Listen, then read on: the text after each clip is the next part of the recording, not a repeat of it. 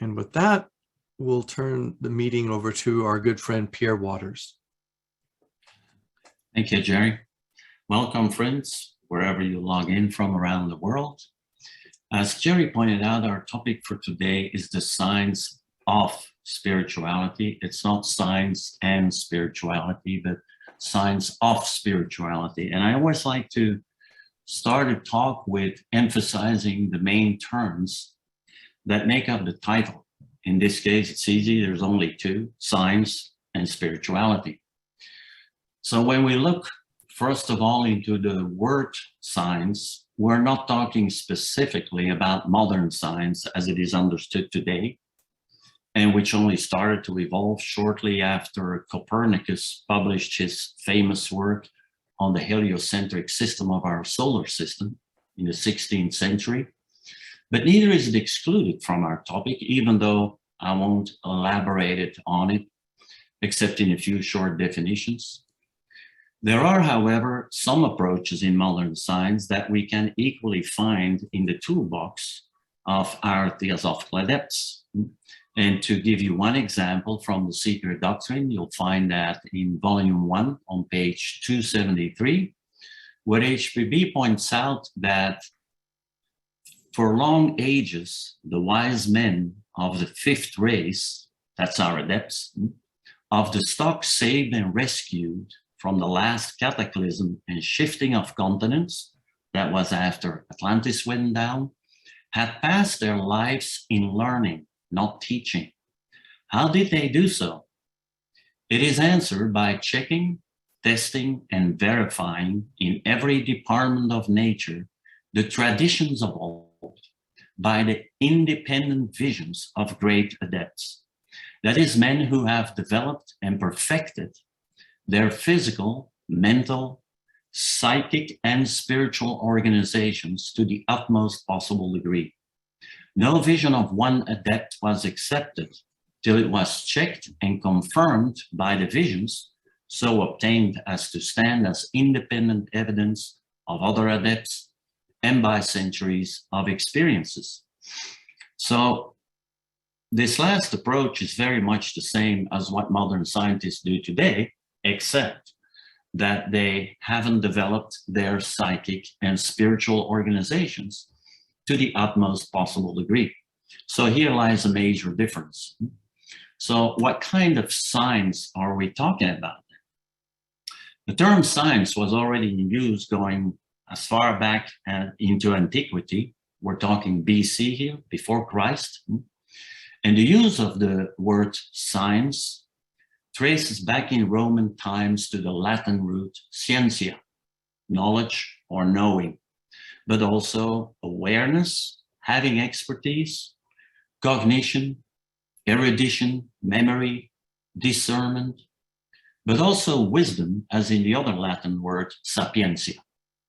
In those times, the term scientia, or knowledge, had a much wider and deeper scope and meaning than it has nowadays. Going back to pre-Socratic times, science was an integral part of Sophia, wisdom and ethics. And by the way, since Greek and Latin languages are very contextual in their use, another interesting translation for the Greek word Sophia also includes skill, an element that we also frequently meet with in Tibetan teachings. So the question is then, what kind of knowing or what kind of skill are we talking about? The investigations of the old philosophers try to capture life in its entirety, from the macroscopic all the way down to the microscopic level, including their mutual relations.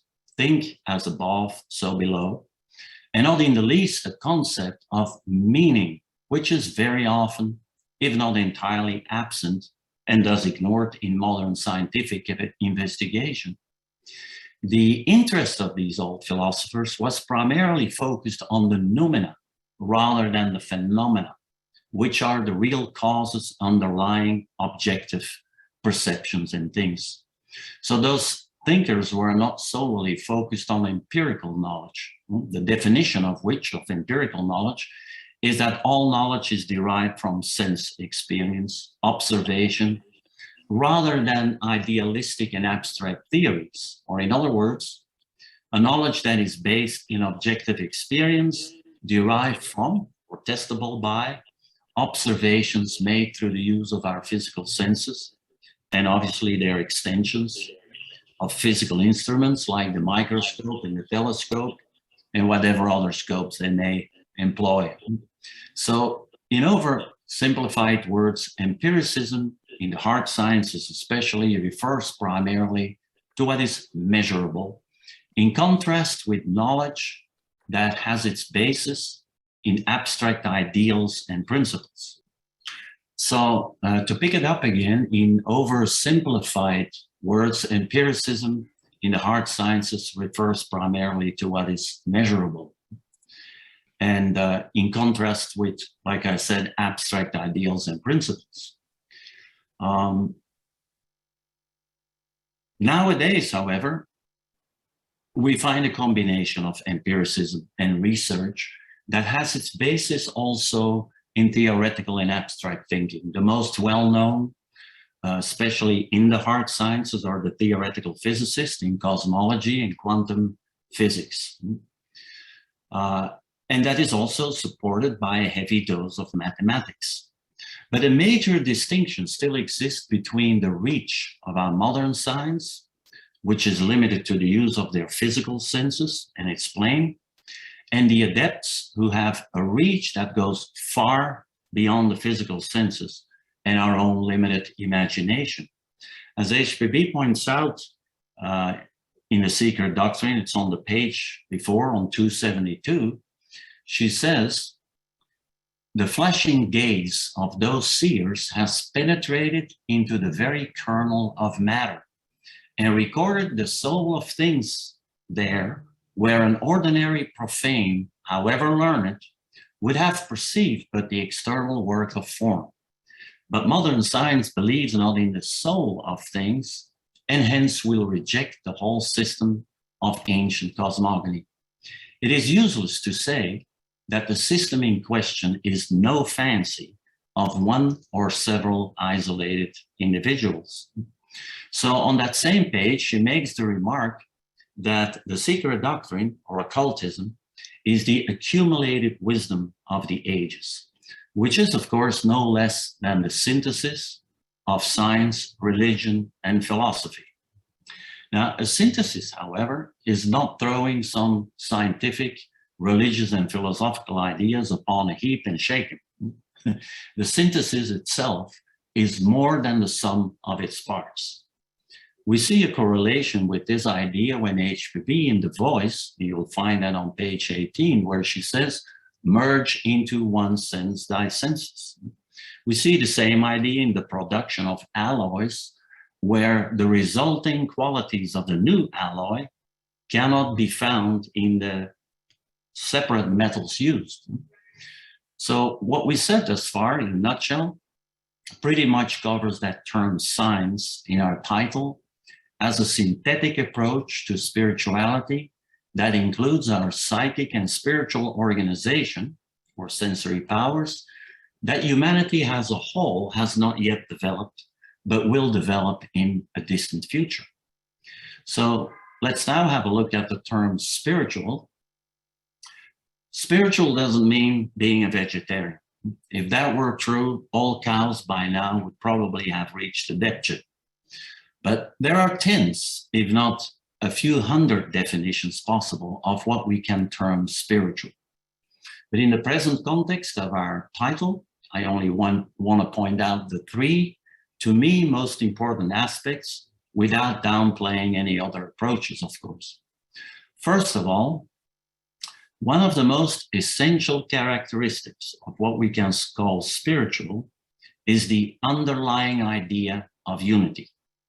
Therefore, brotherhood, as represented in the first object, for instance, in the Theosophical movement, and in HPB's words, she says, it is the only dogma that can be found in our teachings. If you can't fathom and practice the idea of unity in your life as an inner star that lights your path, then you are in the wrong philosophy. But HPV didn't expect us to fall into each other's arms, of course. But what we can do is to keep our relationships going, maintaining contact one way or the other. And remember the saying, out of sight, out of mind. So we have to learn to be at ease with people that do not share our values. Secondly, the basis or substratum of what we call spiritual is also related to the purity of our motives. Think of the word motif in art, for instance. There's a close connection between motive and motif. The motif of an artistic composition, which is the distinctive feature or the dominant idea in a design. Our motive can also be shaped. The purity and design of that motive is what shapes our character, and character in turn defines our thoughts and feelings that will direct our actions and speech. In the long run, it cycles back and reinforces our motive anew, setting up a cycle that will determine our karmic future. So our motive, strictly speaking, can only go in two directions. Either it is focused on unity and the universal, think universal brotherhood, or the reverse, leading into selfishness, with obviously a lot of gray in between the black and white extremes. So either we follow our star to the north, or we go south and follow the road to perdition. The last but not the least aspect that I would like to bring up of what we can define as spiritual is the importance of the term meaning. A term that, like we said before, is virtually absent in any scientific endeavor. Scientists do not often look for meaning from an ethical perspective. They usually look at the structure and the behavior of objects in terms of usability and quantity, if not profit. So the presence of ethics in scientific research is not something that sits at the top of the list, and which is mostly due to all kinds of financial expectations and limitations, often together with political motives, that more often than not result in the degradation of human quality and purpose. Spiritual meaning, therefore, is the search for quality, purpose, and potential in human endeavor, irrespective of cost and quantity. So this covers in a nutshell the subject of what we mean by spiritual. So now we come to the signs of spirituality as reflected in our title, where we can bring these two terms together. And perhaps the best way of explaining this is by referring to what it is not. The signs of spirituality is not something we should approach haphazardly or that takes up only a segment of our time. It is a full-time job to be applied in every thought and feeling that we have and action that we take. It's not a part-time job.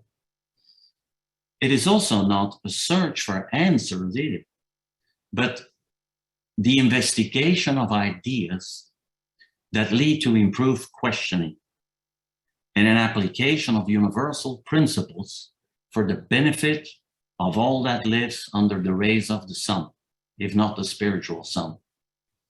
It is also, oddly enough, and you may have different ideas about this, not a disregard for the personality, as some may think, because for the time being, that is pretty much all we can work with. And as HPV says, we have to give to Caesar what is Caesar's, but nothing more.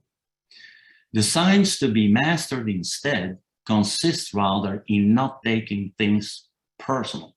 That's different. It's important to contemplate the distinction here. HPV in the Secret Doctrine, Volume 2, on page 335, she refers in terms of study to the realm that covers the signs of spirituality, where she says, the comprehension of the occult doctrine is based on that of the 7 sciences, which sciences find their expression in the 7 different applications of the secret records to the exoteric texts. That's a mouthful. Thus, we have to deal with modes of thought on 7 entirely different planes of ideality. Every text relates to and has to be rendered from one of the following standpoints. Now, she sums up 7 sciences, and you would think, okay, she's probably going to start from the bottom up, from the physical, up to maybe spirit, Atma. So you would think that HPB starts with the physical. But no, what she does, she says the science of spirituality starts in occultism no lower actually than the 5th principle, manas. Keep in mind that she's referring to a range of 7 perceptions. And she starts with our 5th principle as the realistic plane of thought. That's the first one, mind, which basically you could say is our capacity to conceptualize in broad terms. The second plane, she says, is the idealistic, obviously corresponding with our Buddhi, that deals more with universal and pure abstractions. And the third one is the purely divine or spiritual, corresponding with Atma. In a nutshell, meditation without a C. And then she says, the other planes, that's 4 more planes, the other planes too far transcend the average consciousness, especially of the materialistic mind, to admit of their being even symbolized in terms of ordinary phraseology. So the application of the science of spirituality in everything that we do can be summed up in 7 steps. You could say, first, to scrutinize and purify our motive towards unselfish goals, motive. Second, to develop our spiritual will rather than our desires, likes and dislikes, will. 3, to acquire spiritual knowledge to the best of our ability. So the 3 starting levels are motive, will, and spiritual knowledge. Now, to apply this knowledge in a skillful way by reasoning, intuition, and experience. That's our next step, skill. Our 5th step is to maintain the intensity or the drive with which we apply all the foregoing. So intensity or depth, you could say. The 6th step is to persist under stress, a resolute progression, diligence in what we're doing. And the last step, to be efficient with the materials and tools that we have available, efficiency. And if we throw over this a saws of Shanti, patience sweet, that naught can ruffle, then we're good to go. So keep in mind that these 7 steps, even though they have a hierarchical importance, are all to be applied at the same time. So to finalize our subject here, I would like to end with a short excerpt from the Bhagavad Gita, which basically illustrates these steps. And this comes from chapter 13. You find that in Mr. Judge's edition on page 94. And there Krishna says, true wisdom of a spiritual kind is freedom from self-esteem, hypocrisy, and injury to others. It is patience, sincerity, respect for spiritual instructors, purity, firmness, self-restraint, dispassion for objects of sense, freedom from pride, and a meditation upon birth, death, decay, sickness, and error. It is an exemption from self-identifying attachment for family and a constant, unwavering steadiness of heart upon the arrival of every event, whether favorable or unfavorable. It is a never-ceasing love for me alone, Krishna, the self being effaced, and worship paid in a solitary spot, which means you have to go within, of course, and a want of pleasure in congregations. It is a resolute continuance in the study of Adhyatma, the Supreme Spirit, and a meditation upon the end of the acquirement of a knowledge of truth. This is called wisdom or spiritual knowledge. Its opposite is ignorance. And perhaps to all of this, we can add maybe the most important advice from Light on the Path, and that is that the power which the disciple shall covet, it is said, is that which shall make him appear as nothing in the eyes of men. That's it. Thank you. Thank you, Pierre. Thank you very much. And now I'll stop sharing my screen and turn it over to Vikash. Vikash Khanna is speaking to us today from Mumbai, India. He's kind enough to stay up till 11 o'clock at night or later, I think maybe midnight or 11:30 to join us, and we're most grateful for that. Pierre, thank you for your comments, and we'll have some questions after Vikash is all finished. So take it over, Vikash. Thank you, Jerry, and thank you very much, Pierre. So, science of spirituality. Now, before we proceed ahead to understand more about this topic, I would like to add a disclaimer here that I have performed to some extent whatever comparative study possible with appropriate references, cross-references. However, this is based on my steady and limited understanding of this vast subject. So I might be partially accurate in certain areas, however, perceptions can always differ. Hence, use your own judgment, discrimination, and not blindly follow me. In fact, we should not blindly follow anyone. Also keep in mind, knowledge dwells in heads replete with thought of other men, wisdom in minds attentive to their own.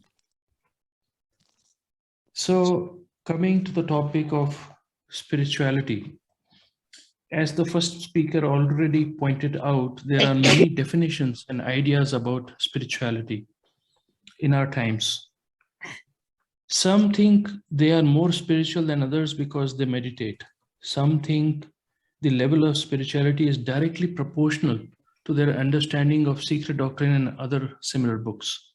Some feel that becoming vegetarian makes them spiritual, and so on and so forth. There are many ideas and many definitions about spirituality. And then there is the New Age movement with more ideas. So today we will attempt to understand what is spirituality and the science behind the same. Man, know thyself. This is an ancient occult axiom.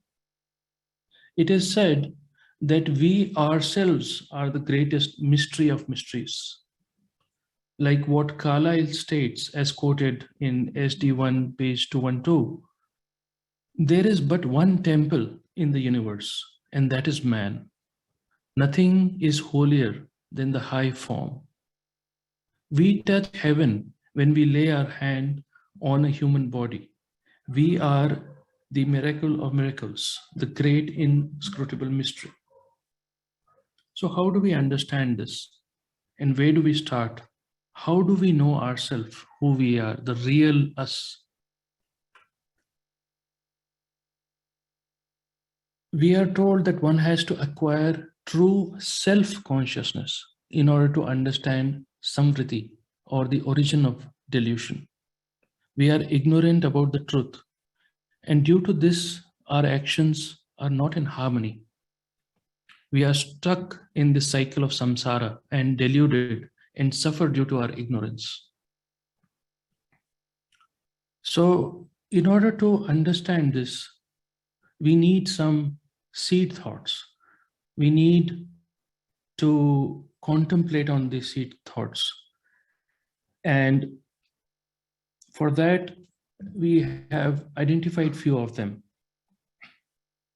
There is no creation. The so-called manifested universe is a periodic projection. There is only one reality, one self. Interconnectedness on all planes of consciousness. Fractal holographic nature of the manifestation. Our real nature is divine. We are already spiritual beings. So let's keep these seed thoughts at the back of our mind while we walk through this journey of understanding what is spirituality. But what method should we apply in order to contemplate on these seed thoughts? What is the approach? We need to apply the approach of analogy and correspondence. At the same time, compare, observe, understand from the universals first to the particulars, and then from the particulars to the universals. Now, self-consciousness, as we just discussed, belongs alone to man and proceeds from the self, the higher manas. Whereas the psychic element or the kama manasic element is common to both the animal and the human being. In human being, its development is of a high degree compared to the animal, which means we have a lower mind and a higher mind. In fact, mind itself can be thought of as sevenfold. Hence, we need to learn to use the higher aspects of our mind. Our perception about reality depends on which aspect of our mind we are consciously using to infer the situations and the world around us. Now, what we see is an approach to understand the cosmos in an interconnected fractal universe kind of an approach. If we were to contemplate on the ideas given in Secret Doctrine, one of the several ideas which become clear is that this universe or planetary chain or cosmos or whichever system we consider is an image and a copy of the whole, and its parts are a copy of the whole, and the whole is a copy of each part. This is exactly the definition of a fractal system. So if some of you are not aware of what is fractal or fractal system, I would request you to go back and check that after this talk. But it means that the whole is a copy of the parts which make the whole, and the parts are a copy of the whole. It's a self-similar, self-affine system. So the other aspect to this is that in this diagram, we can see each part is a reflection of the whole, and so on and so forth ad infinitum. But also HPB states that this is just a tool for our understanding. Every diagram is a tool for our understanding, and this is not exactly in reality how it is, because everything is in coordination. And from that perspective, if we see on the left-hand side, we have the diagram of these concentric circles. So in this, we would have the 4 rupas and the 3 arupas as circles, and the entire system as a circle, and another system which is containing this system as a circle, and so on and so forth, which again forms a fractal of circles, if we may call it. But at the same time, we should not forget what is the meaning of logos. The esoteric meaning of logos is rendering in objective expression, as in a photograph, of the concealed thought.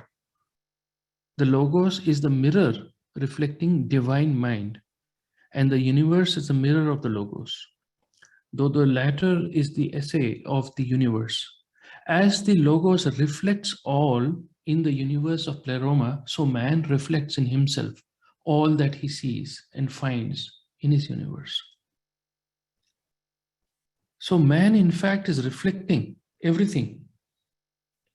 The whole universe is reflected in man, and vice versa. So not only the cosmos is a fractal system, and not only man or the microcosm is a fractal system, both inter are a fractal system also, if we may think from that perspective.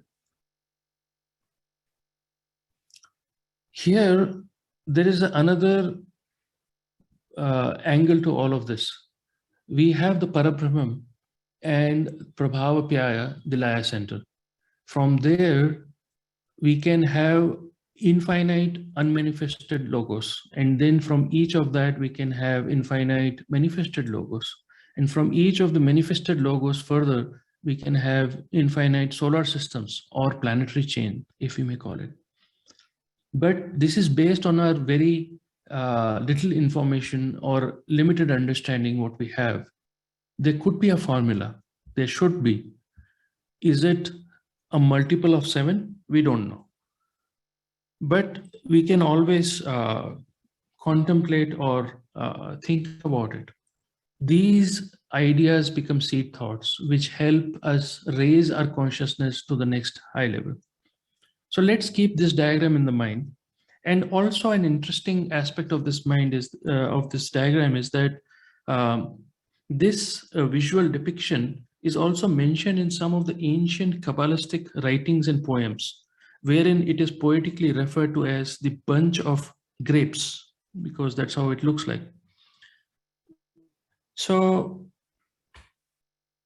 an interesting aspect to all of this is what's mentioned by most of the philosophers and the ancient teachings is that everything is connected. So in this view of the cosmos, if we see the unmanifested logos, manifested logos, and the planetary chains or the solar systems are all connected and interconnected. In the previous fractal system, if we see, everything is reflected by everything and connected and interconnected. So we have from any point, a line reaches back, and that point could be anywhere and everywhere and attaches to a far distant center. There is no unconnected life in this world, nor a point in time, unknown by any other point. Similar to this is the concept of Indra's net, wherein every point in that net or a junction in that net reflects the whole. And if you keep looking in one junction, you can see everything ad infinitum. So the concept of Indra's net again tries to project the idea of interbeing and interconnectedness, not only on one plane, but on all planes of consciousness. Hence, we are one unity, whether it's a unity on a particular plane or on all the planes or in a system or from the perspective of multiple systems. Same idea is projected by Avatam Saka Sutra, which is also known as the Garland Sutra. It talks about that all reality is perfectly interpenetrating and interconnected. And each individual phenomenon not only perfectly reflects all other phenomena, but also the ultimate nature of existence, which is the substratum, the foundation of everything. And all phenomena emanate from that substratum of ground reality. And at the same time, the substratum perfectly pervades all things, like Vishnu pervading, because all phenomena arise from the same ground reality. And all things are within and connected with that, with everything else. So these, again, are some of the seed thoughts which help us understand the holistic view of the whole so-called manifested universe. But up until now, we were discussing about the cosmos being of a fractal nature and the definition of logos, and how man reflects everything. But is the microcosm. Now, microcosm could also be your globe D on your page 200 diagram, but microcosm could also be man, a human being. So any subsystem of a bigger system could be the microcosm. So how do we understand that we, the human being, is a fractal system. Interestingly, if we see in reflexology, in the traditional Chinese medicine, also known as TCM, we have the concept of microsystem acupuncture, which is based on particular somatotopic fields. Now, such microsystems are situated everywhere on the body. And each microsystem is a fractal image of the whole and has clear, well-defined correlations to and interrelations with particular organs and or their functions.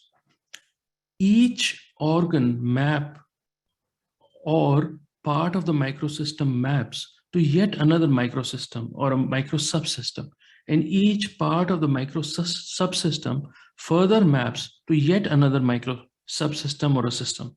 So here we can clearly see a fractal system of acupuncture or acupressure microsystem. Now, for example, the ear maps, or the earlobe and the ear maps completely to all the organs. And if you take, let's say, the lumbar vertebrae or finger or hip or knee, you can further break it down into a sub-microsystem in which all these mappings are interblended, or you can map those at that micro subsystem level. Same with your left and right palms, same with your right and left feet, and so on and so forth. Now, interestingly, this also works on the surface of your tongue.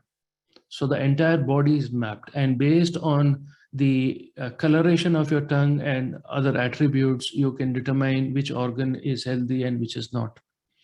Interestingly, all the vertebrae of our spine, each vertebrae as mentioned on the right side, map directly to one or more functions or organs. So this again becomes a fractal microsystem. Our upper jaw and lower jaw, each teeth and each aspect of our jaw maps again to all the functions and the entire body. There has been a lot of study in the recent times in understanding the state of our eyes, our iris, and it is known as iridology, wherein you can map the entire set of organs of the body on the iris and determine based on the attributes, the coloration or the discoloration, and the number of lines of fiber passing through and how milky it is or not, and so on and so forth, the health of the entire body. Next, scientists are working on fractal heart systems and trying to understand the rhythm of the heart based on fractal variance technology, wherein it's not only the rhythm which is based on the fractal system, but also if you see the coronary arterial trees which are formed here on top, these are all a fractal based system. So this provides us more and more insight into how the microcosm on physical level, at least because we are not able to comprehend on other planes of consciousness, at least on physical plane of consciousness, it's a fractal microsystem which actually maps to the whole. Now, this phenomena is also seen in case of your spiral galaxies, which is on the left, and at quantum level also, which is the diagram in the middle, where you have multifractal patterns which have been spotted in quantum realm. So at a microscopic or a quantum realm also, there are fractal systems.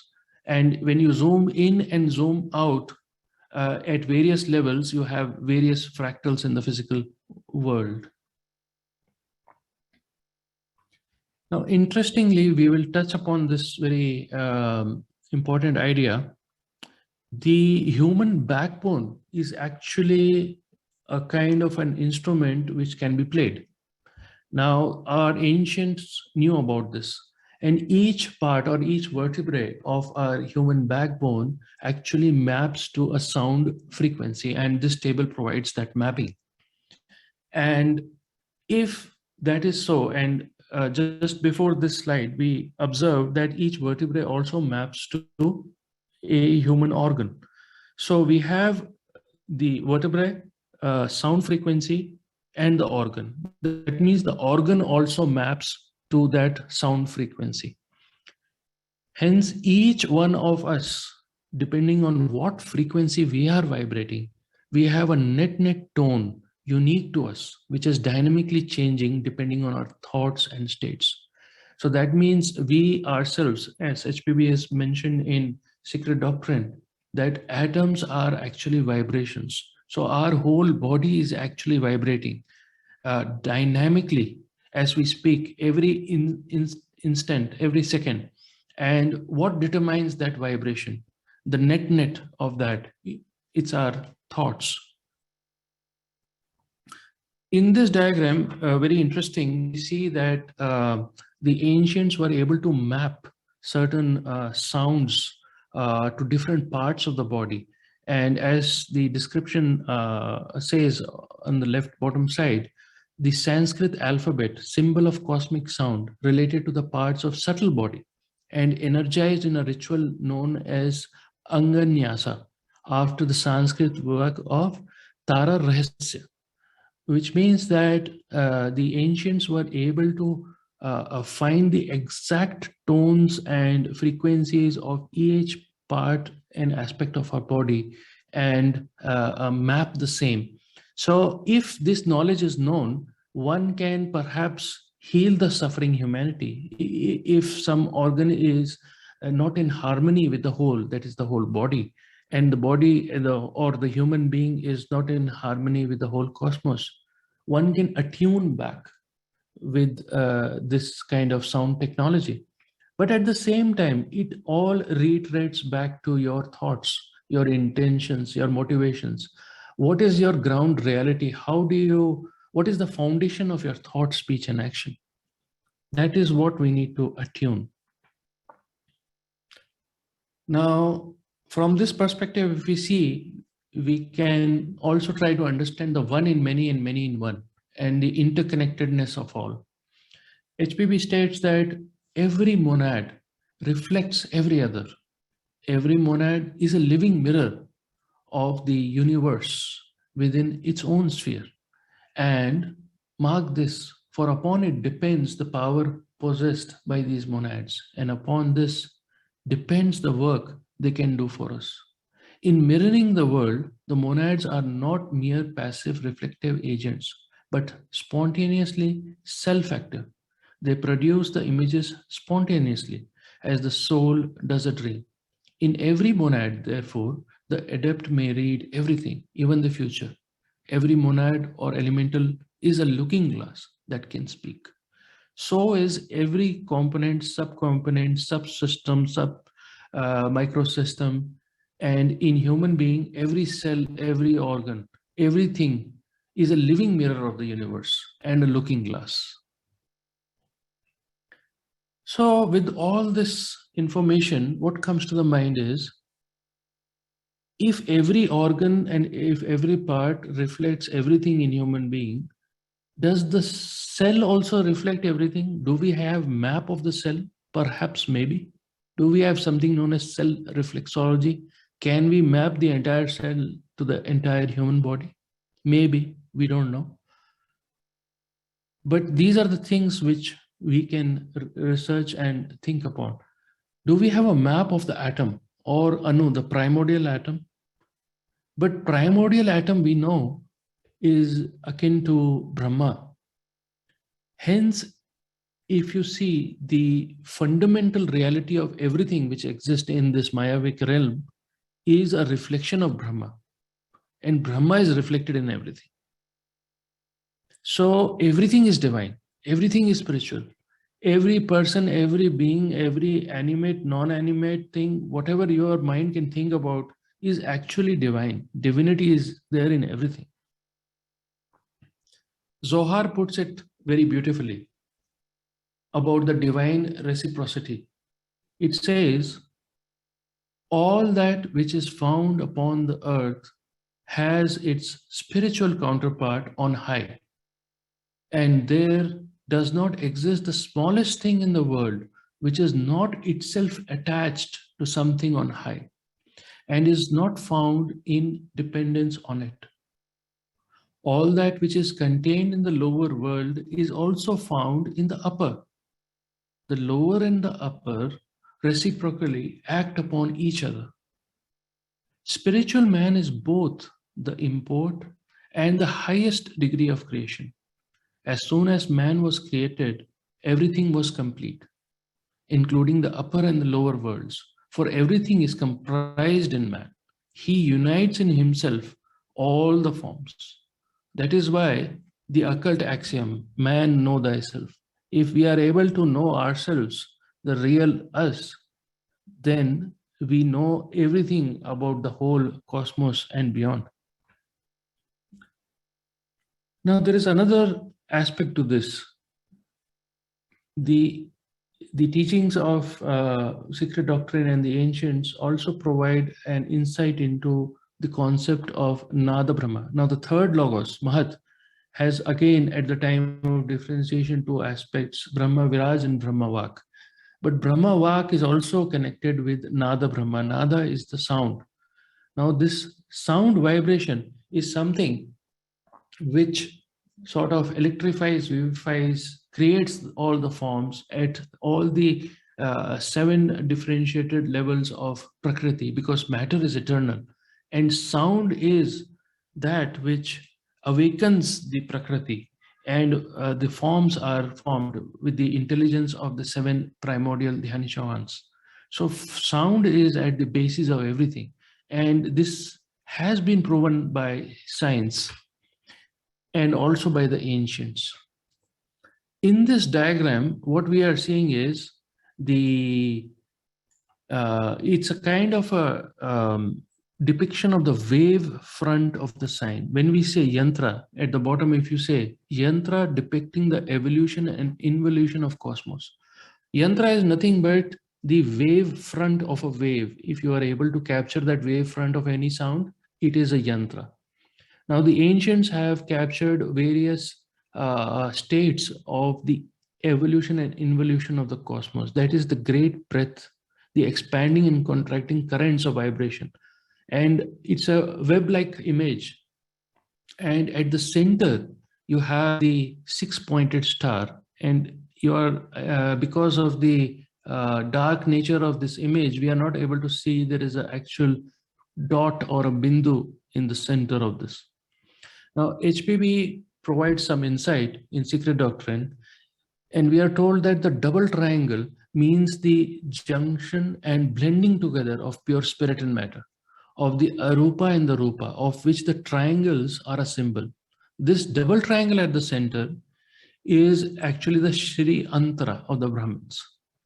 But remember, motion is eternal in the unmanifested and periodical in the manifested.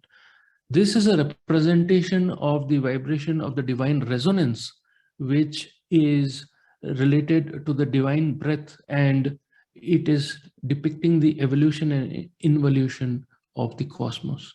Once everything involves, it goes back to the center. Once it evolves, it comes out of the center. And at each stage, you have these various sounds related to it.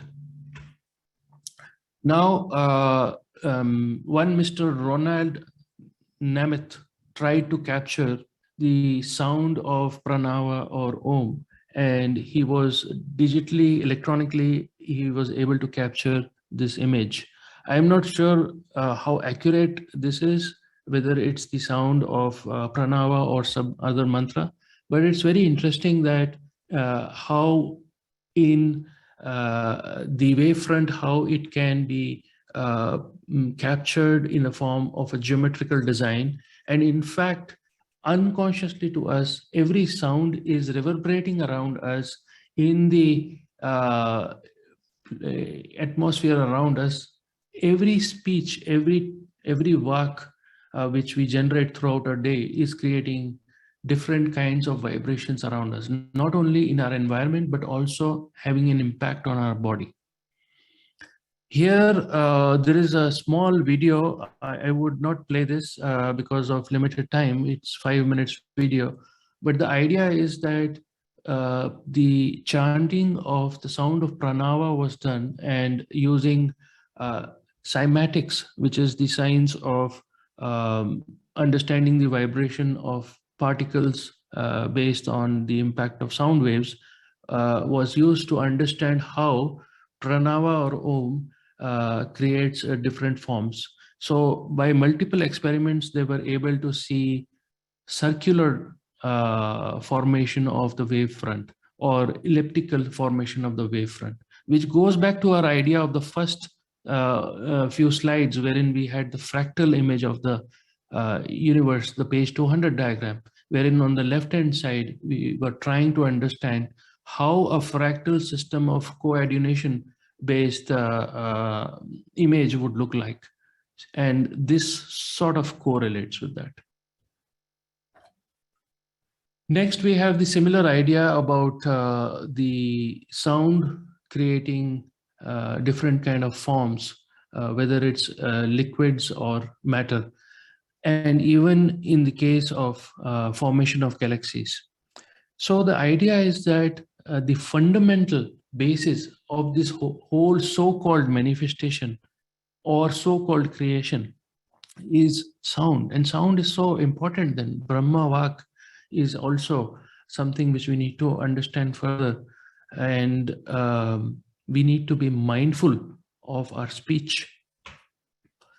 In relation to this, there is another interesting aspect which is known as a Shri Yantra. Now, on the right-hand side, you see the 3D model of the wavefront. On the left-hand side, you see the 2D model of the wavefront. So what exactly is Shri Yantra? This was provided to humanity by Adi Shankaracharya.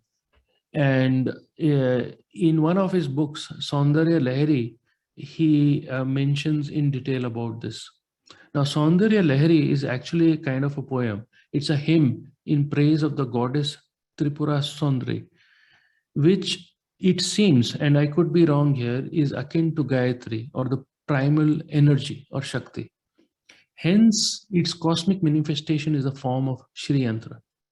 Now, this indicates on one hand to the way of approaching Paramatma, or raising your level of consciousness to the Atmic plane, attainable only through true spiritual devotion and knowledge of the real nature of Paramatma.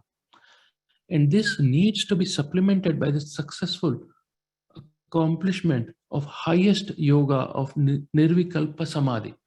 On the other hand, it leads in effect to the merging of Jivatma, of the devotee, into non-differentiated Brahma. But more than this, we are not aware about, because the real esoteric meaning has been not provided. It's guarded and only provided to the initiates, and it's only imparted by the guru to the disciple. And from this perspective, the ultimate one reality is that, and it's also known as Sat Chit Ananda. The essence of man is identical with that. So each one of our essence is identical with that. But under the influence of Maya and due to ignorance, avidya, we are not able to see or realize our true nature. And that is what our mission is. And next, we have this very interesting seed thought. Occult philosophy views the manifested and the unmanifested cosmos as a unity, symbolizes the ideal conception of the former by that golden egg or Hiranyagarbha with two poles in it. It is the positive pole that acts in the manifested world of matter, while the negative is lost in the unknowable absoluteness of Sat. So how do we understand this? Pictorial approach could be this. It could be wrong, but it's a step towards understanding this. If you see at the bottom, we have the page 200 diagram, or the planetary chain, if you may, the 3 arupas and the 4 rupas. This itself is one system or a subsystem. The dotted line is a hypothetical line separating the manifested from the parabrahmic plane of activity. This black dot here is a potential laya center, or you may call it prabhavapyaya, as in the as stated in secret doctrine. At the end of Mahapralaya, everything absorbs into this singularity. But as the statement states, the manifested and the unmanifested cosmos as a unity.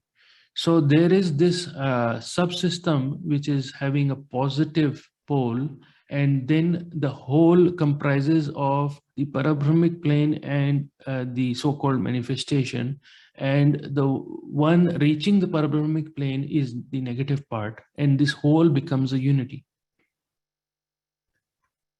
Interestingly, this is also seen in the case of a human or an animal fertilization of an egg. I will not go through all the stages, but if you see this diagram here, the migration of the polar bodies take place at a certain stage after fertilization occurs.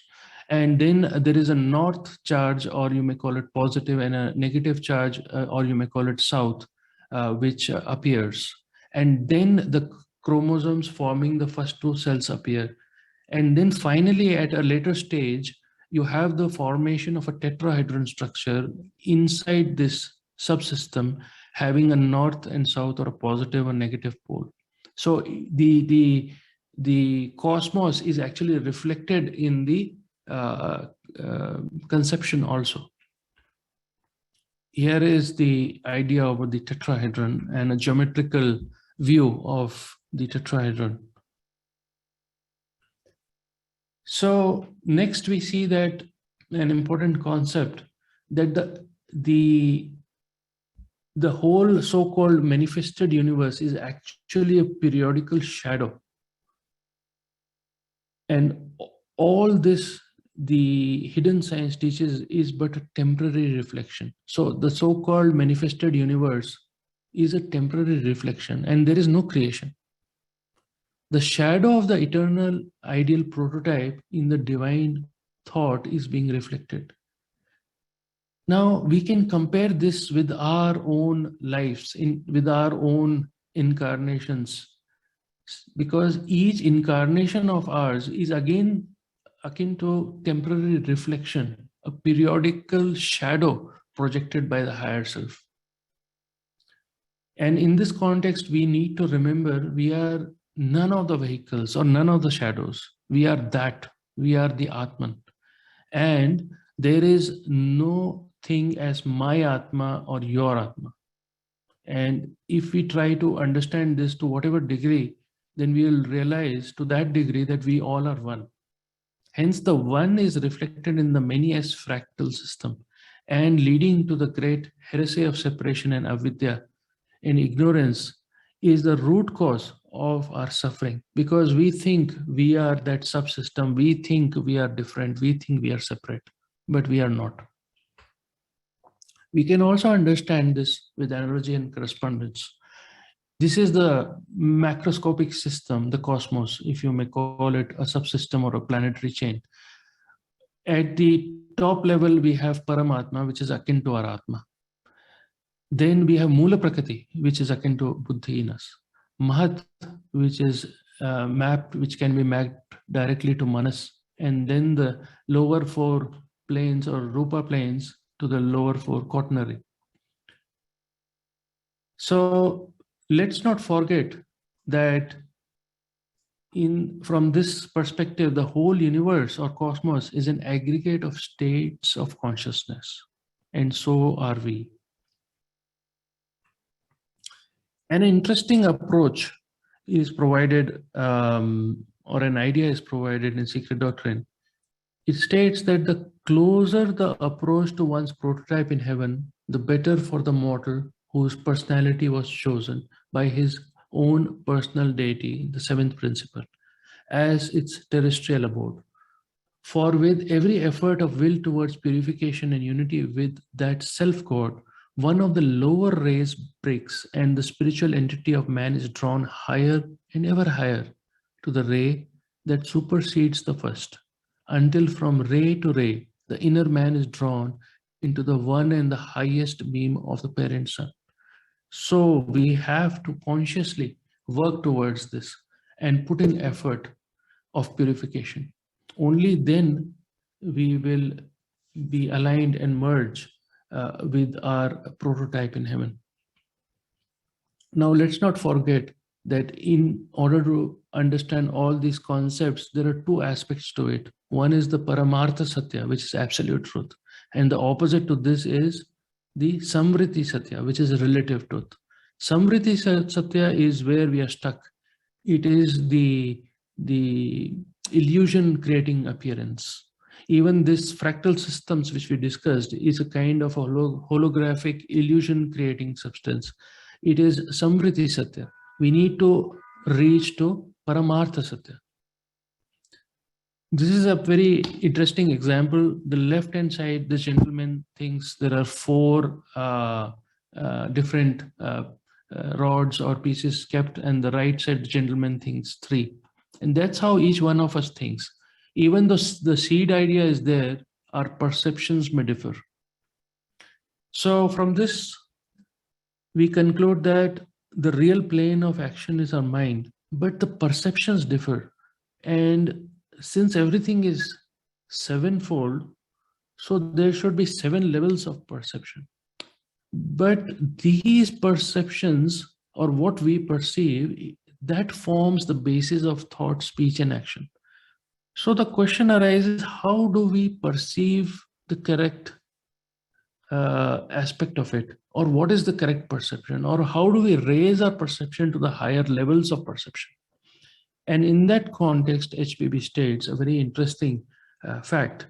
This is from the Theosophist magazine, August 1925, in the article Consciousness and Self-Consciousness, wherein she states that occultism teaches that simultaneously our consciousness could receive no less than 7 distinct impressions and even pass them to memory. This can be proved by striking at the same time 7 keys of the piano, though the untrained consciousness may not be able or capable to registering them.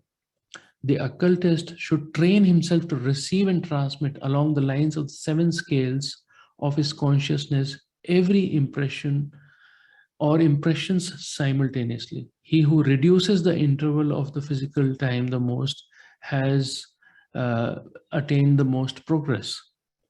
And the names are provided. The first 4 or the first lower 4 are sense perception, self-perception or a-perception, psychic a-perception, which carries to the vital perception. In the next 3 higher are the manasic discernments, will perception, and spiritual conscious a-perception. And there is this special organ of perception which is located in the aura of the pineal gland, wherein HPV states that when we are perceiving or when thought occurs, because everything captured from our senses is translated into one thought in front of the mind's eye, then we can see the activity happening in our brain. And it depends on each of these different levels of perception. So we should try to practically apply this and train ourselves to use the 3 higher levels of perception so that every situation of our life can be seen through the lens of these 3 higher perceptions. But man is an eternal thinker. Hence, we are thinking dynamically. And because of that, our frequency, our vibration is changing dynamically. So what do we do? Because as we discussed, we need to attune to that. And here we are going diagrammatically opposite. So the right frequency depends on realization of the truth. And hence we need to consciously attune ourselves to the eternal root vibration.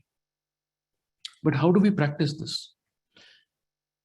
To whatever degree, if we understand all that we have discussed, and especially that the substratum of all this so-called manifested creation is that the one unity, and we all are connected in various ways on various planes and in various systems and subsystems, then this understanding to some degrees will generate in us the paramita of dana, because that is the fundamental basis of all this interconnected universe.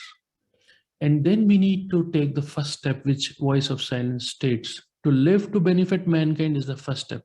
To practice the 6 glorious virtues is the second. Hence, the first requisite is thorough purity of the heart. We need to kill selfishness. We need to kill personality. We need to realize the true nature of ourselves with contemplation on all these seed ideas and put in effort individually. Individual has to blend with the all. But in order to achieve all this practically in real life, it may take countless generations and many successive births. The key here is that we should have persistence, and we should have something known as the iron will, which is incessantly operating without a single moment's relaxation. So your mind and your heart is completely focused on this, as Bhagavad Gita says. So 24/7, even when you're sleeping, you're awake, whatever chores you're doing, you're living your life, but your heart is here, incessantly operating without a single moment's relaxation. Then the stream of this will from one life to other will take you more and more closer to your divine prototype. Finally, the Bhagavad Gita states and provides some interesting guidance to support this practice. He who closeth all the doors of his senses, imprisoneth his mind in his heart, fixeth his vital powers in his head, standing firm in meditation, repeating the monosyllable, and thus continues when he is quitting the body, goeth to the Supreme. But is this possible during the moment of death? We may be in any situation. Our situation could be very varying. Then it states that he who with heart undiverted to any other object meditates constantly and through the whole life on me shall surely attain me. So what Bhagavad Gita is trying to explain to us is that this is like the iron will. Constantly throughout the day, every moment, throughout the life, non-stop, if we are meditating and we become the man of meditation or the human being of meditation, only then it becomes natural at the time of death. And that is what we need to achieve. So friends, we have reached the end, and I would like to just summarize some key ideas, and then we will hand it over to Jerry.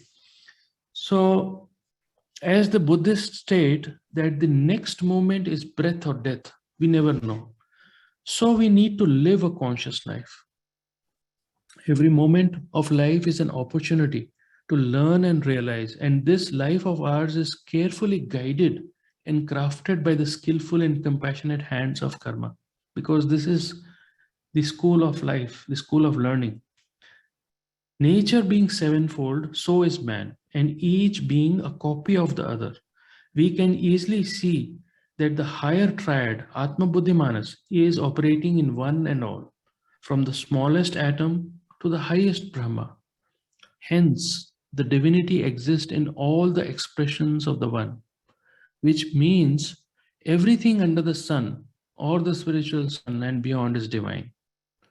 With this attitude, as we are the witness and living the life from the perspective of the same, we develop self-consciousness and self-awareness.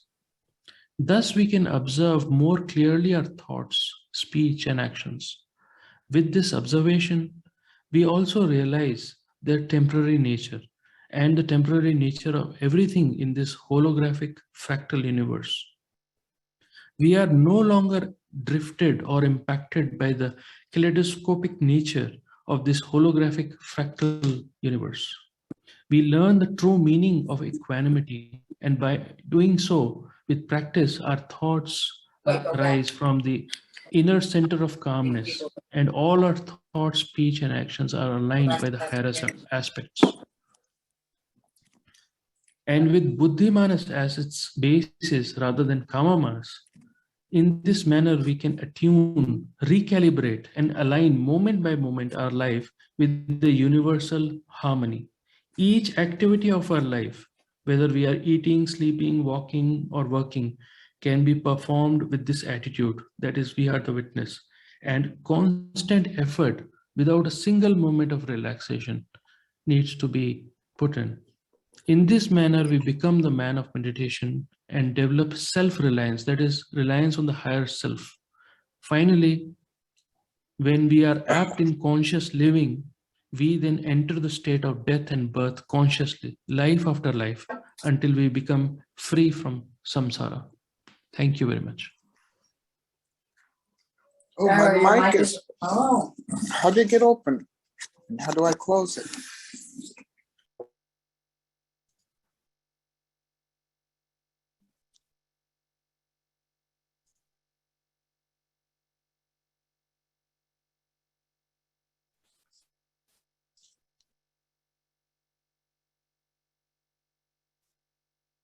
Can't hear. I'm sorry. Okay. I was apologizing for the fact that we didn't leave as much time for discussion as we ordinarily do. And I just wanted to let you know that we will, as promised, we'll stop the program at in about 10 minutes and make a pause and allow people to leave the meeting. But for those who want to stick around and talk to Vikash and to Pierre further, we'll keep the meeting going for maybe another 20 minutes or so. So when I saw what Vikash and Pierre wanted to do today, I realized I probably had made a mistake in having two speakers when we could have just done one. But I told both of them just to tell us exactly what they wanted to say, and the hell with the time, just go ahead and use the time that you wanted. And I'm so grateful that we did. Both Pierre and Vikash, you've given us such a rich number of ideas to think about and really open the doors to seeing the magnitude of the science of spirituality. I'm going to direct a question to Pierre to give Vikash a rest, and then I'll open it up to everybody else. So feel free to, raise your hand and I'll start calling on you. But Pierre, I wanted to ask you a quick question. And this came up in both talks. The centrality in the spiritual life of motive, the centrality of the idea of motive. And I think there's a tendency for people to see motive as in black and white, maybe in dichotomous, like either it's a good motive or a bad motive. But one would assume that everything in Theosophy is in degrees. So you would assume that motives are the same. There's a degree of selfishness and a degree of unselfishness in every quote unquote motive for each thought, for each action. So my question, Pierre, if you wouldn't mind sharing any thoughts you have about it, how do we go about evaluating our motives? If it's so complex and there's all these levels to it, I mean, if we're going to do some honest self-study to kind of really say, now, really, what was my motive with this? What are some things we can do to try and discover where we're at in that regard? Yeah, it's a very good question. And it's actually not that difficult, as I pointed out. In reality, there's only two types of motive in terms of direction. Either you do something with a universal perspective, and whatever you do then, whatever action, whatever thought, whatever feeling you have is directed towards unity, or you move away from that. And like I said, between those two extremes, there's a big gray zone. And like I pointed out too, with that reference to motif, is that we can shape our own motive. And of course, we're at a position in our evolution where we shouldn't expect our motive to be really 100% pure. You would have to be an adept for that. But the least we can do is try. So we can shape our motive either north or south, you could say. If we're going north, we're going to Mount Meru. If we're going south, we're going down to the road of perdition. So in that sense, personally, I mean, I find it difficult to have 100% pure motive, but understanding the direction is not that difficult. We have to do what we can. And when we do something for somebody else, at present, there's always going to be something in it for us, and we may not even be aware of it. But we can make the effort that every action we take, that somewhere in the back of our mind, there is this striving for unity. So. Thank you, Pierre. Thank you very much. Judy, would you like to raise your question or comment? And then Jonathan next. As briefly as I can, it seems that science, ethics, and spirituality need to be connected before scientists can ever find a unified field theory. I've listened to Neil deGrasse Tyson, Carl Sagan, Richard Feynman. They're not bad guys, but they're empirical scientists, and they don't seem to find a way of connecting the quantum world, which has no time, and the Einsteinian relativity world, in which time is a constant model. And it seems until scientists develop a spirituality of motive, that there's never going to be a unified field theory. And yet I see it in Theosophy, although I don't understand it very well. I don't understand mathematics very well. But I wondered if some of you could address this. Is Theosophy really the unified field theory that scientists are looking for, but they lack the internal spirituality yet to understand it? At least Heisenberg realized that our very study of the atom affected the motion of the atom itself, or our concept of it. And of course, the Bohr atom is only a model. We don't know what it is. We see it. But thank you very much for these brilliant presentations. Vikash, would you like to respond to Judy's comments and question? Sure. So it seems that the scientific world is coming back and forth, oscillating towards the truths about life, but they are not going beyond the physical. And the main hurdle here is that they are not able to accept the sevenfold nature of the man and universe. So that's a kind of roadblock for them. But oftentimes it's been observed that science has realized to a great extent that there is more to the physical. There is something beyond, and they are afraid to go there. But the new world scientists and the new thinkers, they are actually putting in a lot of effort, and we have many names who amongst them we have the David Hume and the other scientists who are actually trying to think in this direction. But you're right, there has to be a unified theory or a unified system to understand from different angles. And it seems Theosophy is one platform wherein it's open to understand and observe and see from the different angles and different facets in a holistic view. Thank you. Pierre, would you like to toss in your thoughts on this too? Yeah, well, I guess Vikash said most of it, but again, just like with motive here, it's a matter of direction.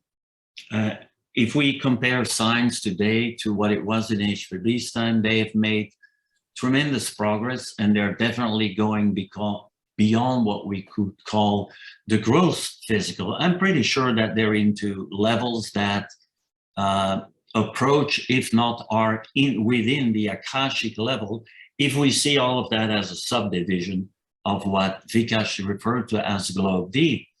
But their outlook is still on phenomena rather than on noumena. And of course, you can't blame them, because that's a job they have to do. Like we said, empiricism is primarily a matter of measuring. And if you don't have that, if you don't have a substance, because that's the only thing you can measure externally at least, then what are you actually investigating? So we can't expect scientists to become meditators overnight, of course, but I think we're slowly moving in the right direction, because in terms of their research, they're slowly starting to exhaust their possibilities there. In the most extreme cases of research now, science has gone so far as to not only study what is in space, the atomic and subatomic representations, but space itself, which is primarily reflected in string theory. But that's pretty much the limit. But it's still perceived from an objective perspective. The only other way, the only other road they can go is inwards. But you can't go to CERN and say, okay, tomorrow we're all going to sit down and start meditating now. So, but I think we're slowly moving in the wrong direction. First, we have to exhaust what is there, because that is the road that we're momentarily traversing, the physical. And until they exhaust it, they probably will not take any other directions. But it's getting better, I would think. Thanks, Pierre. Jonathan, you're up. Your thoughts. You need to unmute, my friend. Okay, I will try to be concise. I was very much interested in what was being said by the second speaker about the monadic mirroring and the fractal, etc. And also these last couple of questions have had to do with motive. And I would say, I think this question includes the question about how does the science of spirituality connect with the religion of responsibility. The quote was read from, I think it was attributed to Hermes Trismegistus. From any point, a line reaches back and attaches to a far distant center. There is no unconnected life in this world, nor a point in time unknown by any other point, nor a tear shed in a vacuum. I've always found that quote to be very moving, because it seems to point to the supreme logic of this mirroring, but also connected to compassion. I was wondering if any comments could be made along these lines. Akash, it's your turn. Would you like to respond to that? Sure. Actually, if we contemplate on this idea by Hermes, it is a very profound idea. Oftentimes we see in our world suffering in different remote locations, and we think, okay, our life is good. I have shelter, I have food, and everything is fine in my life. It's just a news. You just hear about it, and then your day goes on. But we do not realize that every emotion, every experience, every realization, positive, negative, everything is related and connected to each one of us. If somebody is suffering in some part of the world, we also are contributing, and vice versa. So the idea is that there is nothing like I, me, or you. Everything actually merges back into the third logos, Brahma, at the end of the day of Brahma, and at the end of the life of Brahma, at the Mahapralaya, everything merges back into singularity. And there is, at that level, at the level of absolute reality, if you see, there is no me and you. So it's just that, or just we. So it's like your right hand is suffering and you are ignoring it, or one cell or one part or one organ of your body is in pain and you are ignoring it. So that's the idea. We all are connected, and we all move as one unit to the next level or not. It should be our motive and our main sort of, if we may call it, touchstone. Thank you. Thanks, Vikash. I don't want to break the flow of what we're doing too much. to do a big hard stop here, but we are at the time, over the time period that we've promised to have the meeting. So feel free just to drop out gracefully when you're done. And we're just going to keep going for a few. We have a few more questions here I want to take up. And then whoever's left over, I'll give a few comments about what we're going to do next week. But it's not that important. This is just the beginning of a long dialogue we hope to have all month long. And really appreciate everyone taking the time to join us. Balaji, you're up next. Would you like to ask a question or make a comment? First of all, thank you both for the speeches. It was very engaging, very helpful, very enlightening. My question, you kind of answered the question without me asking it, but I was hoping you could expand about it. In our spiritual journey, what are the indicators we can see in ourselves, whether we're moving in the right direction or not? We're all in some sort of journey. How do you keep yourself accountable that you're moving in the right direction? Are there any signs that you can observe? This question is both broad and also specifically for meditation. If you find it hard to meditate, what are the signs that you're progressing in your meditation? Are there any signs? That's my question. Thank you. Thank you very much. So are you moving towards the sun, or are you walking towards the shadow? How can you tell the difference? Pierre? Well, the answer can be very short, actually, because instead of saying is our motive moving towards the universal or the selfish, another way of asking the same question could be that in whatever we do in our actions, do we increase or do we diminish suffering in our communication with other people? And I think that's a very good thing to keep in mind. Do we increase the suffering or do we reduce the suffering? Mm-hmm. Excellent. Alain, Bernard? Yeah. What can be said about collective intelligence and also cosmic mind related to the topic of today? Okay. What can be said about collective intelligence in regards to the logos?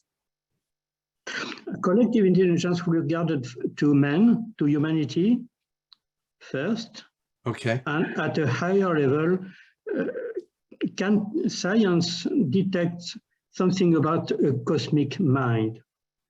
Okay. Through the interconnections. Okay, thank you. Thank you. Vikash, would you like to respond to that? Sure. There are different aspects to this.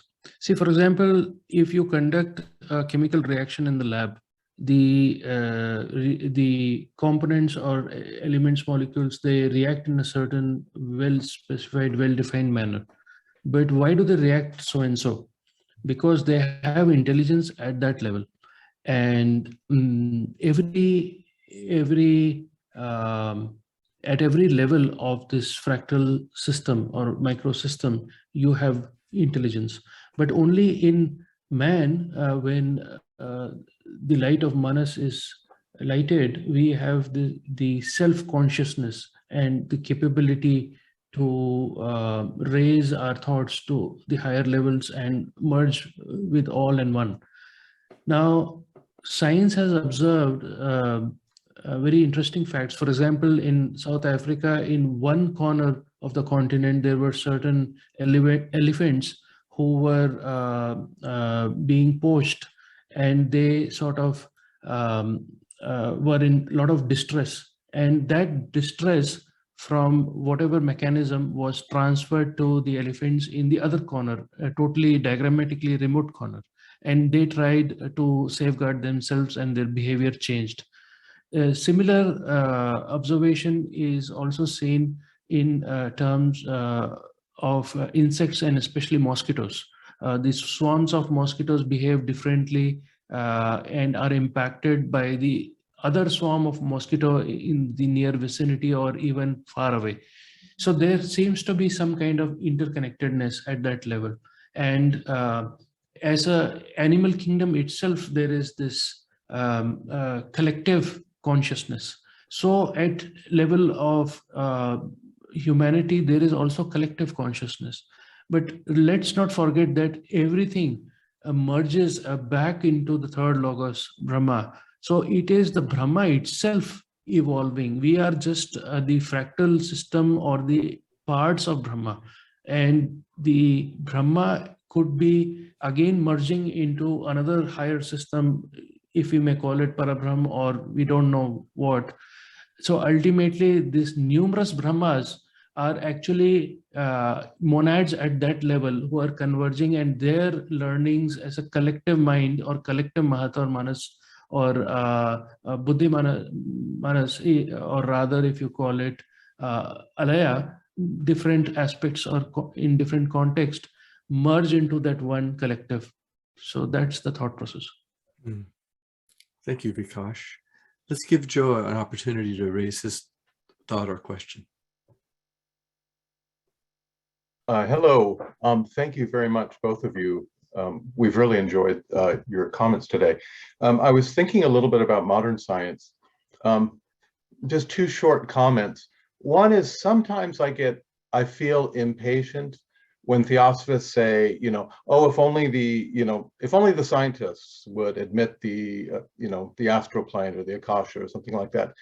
But why would they do so? That isn't really what they're supposed to do. That would to suddenly speculate about things that are completely invisible to them is against the very integrity of science. It just, they can't really do that. Their science is empirical. Physical science is, that is, it's trying to make sense of phenomena by measurement and experiment and replication. So they do what they do, and that's why we have such powerful applied science that we have today. That's I think the problem is when they make metaphysical leaps and say something like, if we can explain the entire phenomenal universe through chemical, mechanical, and quantum physical ways, we will understand everything. And I think that's the problem, is that metaphysical leap. They seem to have, there's sort of an ignorance, a kind of, I don't know, maybe hubris that, material science holds the ultimate key. No, certainly there are many who don't, but it seems to me the real important thing, the important next breakthrough has to do with consciousness, with respect for consciousness. Even it seems as though there are many materialists in science who believe if only they can give a complete explanation for the formal universe as it appears objectively, they've explained everything, and consciousness is just this thing that, well, it somehow happens, it's somehow going on in neurons, it's just some byproduct going on there. They don't really treat it seriously, when from the theosophical standpoint, it's completely the other way around. When we see a physical body, we see a temple of consciousness. We see that intuition that consciousness is the main thing, and the body has accrued around it in order to give it an instrument and experience. So anyway, if you have any comment about that objective subjective thing, I know that Pierre touched on it, but that would be very helpful. Yeah, let's direct that to Pierre. Thank you, Joe. Well, Joe, you pretty much already answered the question yourself to a large extent, but when scientists say consciousness comes out of the brain, are they right or are they wrong? Well, they're correct. It comes out of the brain. The question, however, is, does it have its source in the brain, or does it precede the brain? Is the brain a vehicle through which consciousness manifests itself? And once that they start throwing scientific perceptions at that are actually more of a philosophical nature, they have to shut up. They have to become philosophers. But insofar that they can prove the mechanisms of the vehicle that makes the consciousness appear, because consciousness cannot manifest on any plane without a vehicle. And that's easily proven. I mean, when you die, you're gone. When you're vegan, or when you have brain problems and your consciousness cannot manifest, then you're done on this plane. But that doesn't mean that you're not operating on another plane, even though you may not remember it when you come back to this plane. So yeah, and you're right. You can't go to scientists and say, stop investigating the outside of nature. You got to go inward, because like what I try to point out is that the realm in which they operate is that of sensory perception. And it doesn't matter how far they go in quantum physics, ultimately they still see things happening on their screen. They're not standing inside the tunnel of CERN and standing in between two subatomic particles that hit each other. They're seeing it on a screen. It's still an external thing. And until they manage, like what we pointed out that the adepts do, the adepts evolve potentials that exist in us of perception that are not accessible to the scientists. So in that sense, don't blame the scientists, because they're not any worse or better than we are as students of Theosophy. But once that they start proclamating certain things that go beyond what they can measure, then what we are saying is just as good as what they are saying. Then we have as much right to interfere there as, I mean, look at that last thing that they just found a couple of days. What was it? The W something in here in America in one of those accelerators. And now they say, well, if it's true what we found, it's going to throw the whole of our perceptions on quantum physics on its head. Is that so different from what HPB pointed out in her times, where scientists said the sun is 5,000 degrees and another one said it's 5 million degrees? Where's the difference? So in that sense, changes have not taken place because it's still a result of physical perception. And until they go beyond that, well, we'll remain on this level. But notwithstanding that, hats off for science. HPB says that too. Science is our friend to the extent that they can prove the facts. And you can't argue with a fact. Now, you can argue about what a fact is, but if something is factual, well, that's what it is. So, yeah. But you answered most of the questions yourself. Yeah. Thank you. And here's a final question before we close our meeting for Vikash. Vikash, you did a brilliant job of giving us this kind of satellite view of the interconnectedness of things, how incredibly intertwined all these various levels of being and consciousness and matter all in one mysterious unity. You just did a brilliant job of conveying that feeling, that idea. But I couldn't help but think that the prevalent condition that so many of us human beings feel is a sense of isolation, a sense of being separate, disconnected. So how do you explain this phenomena that life has this incredible connectivity, yet human beings feel so separate? Yes, that's a very practical question. See, the fundamental basis of our thought, speech, and action and perception is not aligned or attuned to that one reality. If the fundamental basis is aligned to that one reality, if to whatever degree we are able to understand that one reality, then our actions will change, our perceptions will change. Our perception is on a very lowest level. We need to raise our perception, as HPV has mentioned, the 7 levels of perception. Now, the thing is that everything is governed by the Kama Manasik aspect. We are associating ourselves by this body, this personality, this name label, and so on and so forth. But we fail to realize that this is just a temporary shadow or a projection, as we discussed.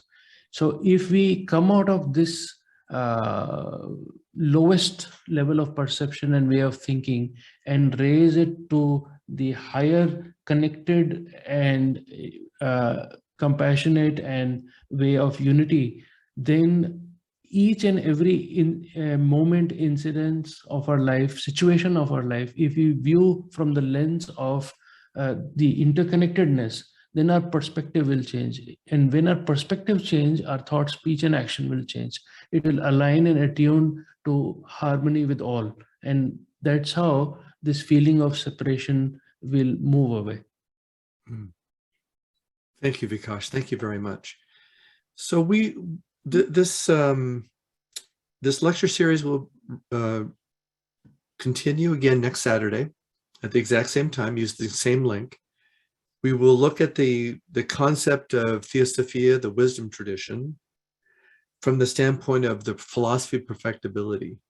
And I want to also give my deepest thanks to Pierre and Vikash for all the time and energy they put into preparing their thoughts for today. It was brilliant, you guys, just wonderful. And also I want to thank everybody who took the time to attend and bring your goodwill and your attention to what we're doing here today. And I will look forward to seeing you again next Saturday, and all the best, everybody. Jerry, can I just quickly come back to Joe's question there? You Because may. I think we have skipped something important here, because we're putting it a little bit in extremes. As scientists, you can't expect them to become deep meditators tomorrow. But there is something that is missing in science that is helpful to bridge the divide here. And that is the idea, even though they use it without recognizing it, or at least giving expression to the fact that it is a reality. And that is the distinction, and we see that throughout our whole theosophy, between noumena and phenomena. Because scientists are involved with phenomena, and well, where do they come from? Well, all of a sudden they come out of nothing. And they try to investigate that nothing. But once that they start to accept the idea that there has to be something before the phenomena arises, then I think we're moving, that we can bridge that gap from the objective to the subjective. I think that's a very important thing to keep in mind. And even Einstein said that he believed in the noumena. But in general, science in general, from an epistemologic, from the perspective of just using the our physical senses, they can't really do anything with it yet. I think in general, in science, it has to be agreed upon in general that there is such a thing as noumena, which is the plural of noumenon. There is something that exists there before we see it. Let's put it that way on our plane. You might say that Theosophy is always inviting us to think bigger. All right, thank you, everybody, and we'll see you next week. All right, thank you. All the best. Bye. Thank you for coming. Thank you. Thank you all very much. Goodbye, everybody. Bye. Thank you. Fabulous. Bye. Thank you. I don't know how to unmute. Thank you. Thank you, guys. Jerry, just a quick question for you, since everyone's almost off. Yeah, I was hanging on. I saw you there. Thank you. I didn't want to interrupt the flow nor have you go beyond what you wanted to go. No worries at all. I just for a moment then. There are over 24 pictures from Vikash's, or approximately 24 pictures. Yeah. I was just trying to do snapshots of them, and at times they were going so fast because they jumped from one to the other that I missed a couple of the shots. Don't worry about a thing. I recorded the whole affair, and I have every intention to get it posted quicker than I've done the others. If I could, if you could, actually, it's flowed so easily and smoothly. I don't, from my use for it, I would like to listen to it this afternoon, frankly.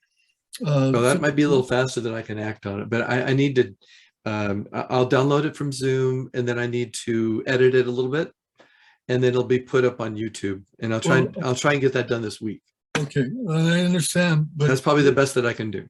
Yeah. Okay. Well, from someone who wants to study it, I understand. It's possible. I'm in the same boat myself. There's a whole bunch of things I'd like to return to. I totally get it. You know, so Okay, all good. that business with reflexology and mirroring and oh my gosh. Well, I happen to love that, and I copied all of those because I participated in that, and you know, I had my own alternative medical clinic, so I really appreciated those correlations, and they're rich. But I need to hear him again, how he's so precisely encapsulated all those things. It's just well, it was incredible. So whenever you can get to it, it'll sure be useful. And okay, and thank you so much. The value of this comes in the recording because it was impossible for either of those two conversations. I mean, how much can people handle and hold from such a presentation? Right. Typically we remember a thing or two or three if we're lucky. If we're lucky. But you know what? If it's one or two or three things that you keep in mind and think about and pursue your own study with, then it's worth every second, you know? That's true too. So you. it works both ways. Yes, indeed. But all the best, you guys. Thank you. So Gary, Who's talking? Yes, who's talking? Hello, Art here from Holland. We know each other. Odd. Hello there. How are you? I'm fine, thank you. How are you? Didn't see you for a long time. Yes. I understand you will put this on YouTube also. Yes. Okay, then I will. And it's on the same link as the other study from San Diego, or is this another link, or will you put a link? No. San Diego's doing its own thing, so I none of those links have anything to do with San Diego. Okay. Well, so if you go to the Universal Theosophy website, they'll be posted there. Thank you. I will find it. For the last lecture series, we've got video links for each of the 3 talks that were done last time, and we'll put them up there as well. If you go to the Universal Theosophy website and it'll say community on the right, it'll say events, and that's where the video lectures are being posted. I like the presentations today, so I will be back next week. Yeah. Oh, good. Oh, good. Well, I look forward to seeing you then, and all the best. Okay. Yours. Thank you very much. Bye bye. All right. Take care, everybody.